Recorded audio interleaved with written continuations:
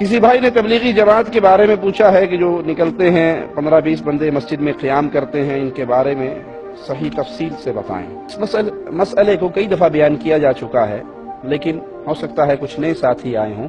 مسلمان پہ اللہ کے دین کی تبلیغ کرنا واجب ہے، ہر مسلمان پہ، یہ مولویوں کا کام نہیں، ہر مسلمان پہ جو مسلمان ہے اسے پیارے نبی صلی اللہ علیہ وسلم کا کوئی بیان، کوئی فرمان، کوئی ارشاد، کوئی حدیث ملتی ہے، پہنچتی ہے تو اس پہ لازم ہے کہ اس کو آگے اپنی استطاعت کے مطابق پہنچائے۔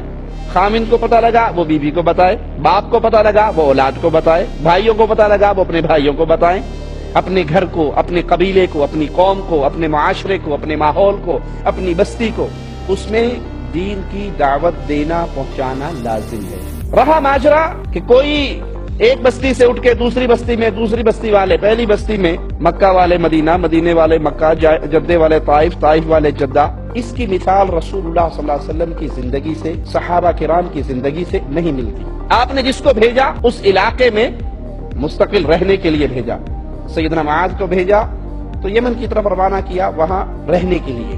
یہ چلت پھرت جو ہے، ایک شہر کے لوگ، ریاض والے مکہ جائیں، مکہ والے ریاض آئیں، جو مکہ میں رہ رہے ہیں وہ مکہ والوں کو تبلیغ کریں، جو ریاض میں رہ رہے ہیں وہ ریاض والوں کو نصیحت کریں۔ پہلی بات۔ اس سے بڑی بات اس کو سمجھانے کے لیے میں ایک مثال دیتا ہوں تاکہ بات دل میں اتر جائے۔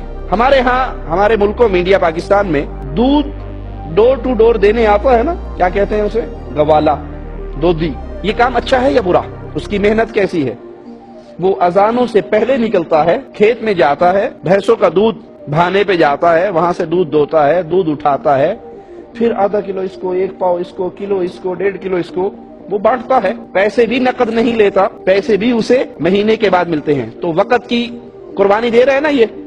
اگر یہ جا کر دودھ نہ لائے تو ہر بندے کو خود جانا پڑے گا، محنت والی بات ہے۔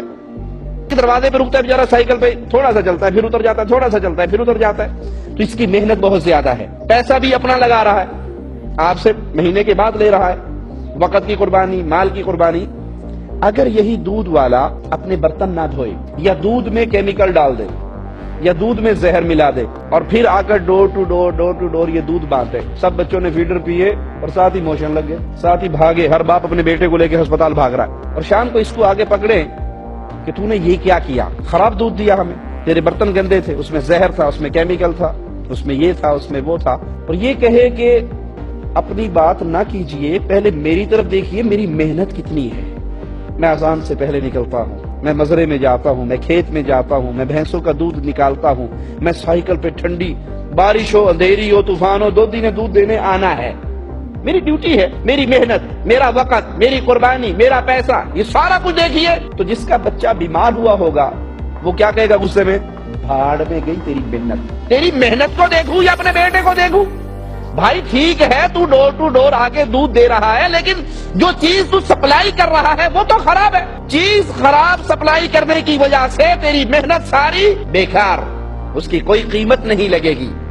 تو ہم کہتے ہیں تبلیغی جماعت والے پیارے بھائی، ان کی وقت کی قربانی بڑی عظیم ہے، مال کی قربانی بڑی عظیم ہے، اپنا بیوی بچوں کو چھوڑنا، گھر بار کو چھوڑنا، باہر نکلنا، گرمی، سردی، طوفان، بارش، بسترے اٹھا کر، گردنیں جھکا، یہ ساری محنت بڑی اچھی ہے۔ جو چیز وہ سپلائی کر رہے ہیں ڈور ٹو ڈور وہ کیا ہے؟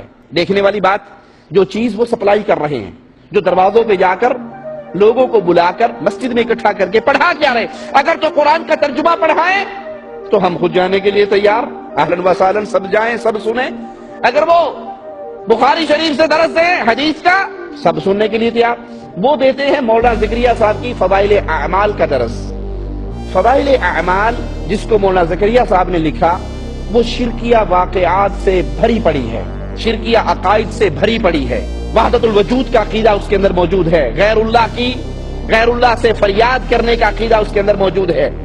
صفحہ 558 فضائل صدقات حصہ 2، کتب خانہ فیضی لاہور کی چھپی ہوئی، ہر پریس کی الگ پیج ہوتے ہیں، کتب خانہ فیضی لاہور کی جو چھپی ہے اس میں مولانا زکریا صاحب عقیدہ وحدت الوجود، جو صوفیوں کا عقیدہ ہے کہ نعوذ باللہ ہر چیز ہی اللہ ہے، اس عقیدے کو بیان کرتے ہوئے کہتے ہیں یا اللہ معاف فرمانا، جھوٹا ہوں، کچھ نہیں ہوں، تیرا ہی ذل ہے، تیرا ہی وجود ہے، میں کیا ہوں؟ کچھ نہیں ہوں، جو تو ہے وہ میں ہوں۔ یہ شرک کا عقیدہ ہے۔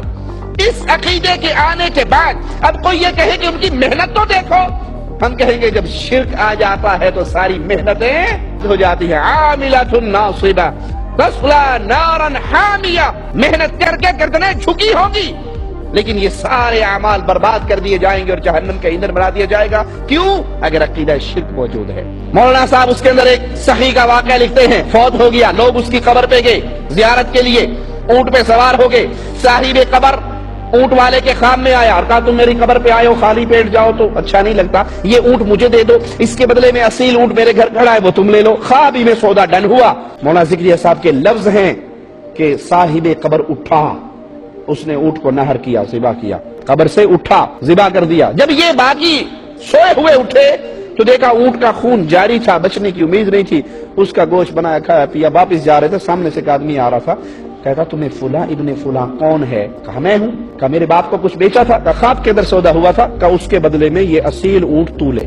ایک اور حضرت کا واقعہ لکھتے ہیں کہ وہ لوگوں سے چندہ لے کر فقیروں کی مدد کرتے تھے، صاحب خیر تھے۔ ایک فقیر آیا، اس سے مانگا، اس کے پاس کچھ تھا نہیں، وہ لوگوں زندوں کے پاس سب کے دروازوں پر گئے، کسی نے کچھ نہیں دیا۔ پھر ایک سخی کی قبر پہ جا کے بیٹھ گئے اور اس کو سارا حال سنا دیا۔ واپس آئے، اپنے پاس ایک اشرفی آدھی توڑ کے اسے دے دی، آدھی پاس رکھ لی۔ خواب کے اندر قبر والا آیا، کہنے لگا میں نے تیری ساری بات سن لی تھی، مجھے جواب دینے کا امر نہیں تھا، اجازت نہیں تھی کہ میں تجھے جواب دوں، سن لی تھی میں نے۔ اب میرے گھر والوں کے پاس جو اسی کو چولہا پھاڑو، چولہے کے نیچے ایک مرتبان دفن ہے، اس میں خزانہ ہے، وہ لے کے اس فقیر کو دے دو۔ مولانا صاحب کے دو لفظوں پہ غور کیجئے، صاحب قبر اٹھا اونٹ ذبح کرنے والے قصے میں، اور ادھر کہہ رہے ہیں قبر والے نے کہا میں نے تیری بات سن لی تھی، جواب دینے کی اجازت نہیں تھی۔ قرآن کہتا ہے اموات غیر احیاء وما یشعرون ایان یبعثون، یہ جو قبر میں دفن ہو گئے یہ مردے ہیں، یہ زندہ نہیں ہیں، انہیں تو یہ بھی شعور نہیں ہے کہ اٹھایا کب جانا۔ تو پیارے بھائی محنت بہت ہے، کاوش بہت ہے، خدمت بہت ہے، مال کی قربانی، وقت کی قربانی، لیکن اصل بات کیا ہے کہ پیش کیا کر رہے ہو، سپلائی کیا کر رہے ہو۔ بشر کی لکھی ہوئی کتاب وہ بھی جو غلطیوں سے بھری پڑی ہے، بشر کی لکھی ہوئی کتاب اور وہ کتاب جس کے اندر شرکیہ واقعات ہیں، قبر پرستی کی دعوت ہے، مردوں سے مانگنے کی دعوت ہے، تو جب شرک داخل ہو جاتا ہے پھر کوئی محنت بھی قبول نہیں ہوتی۔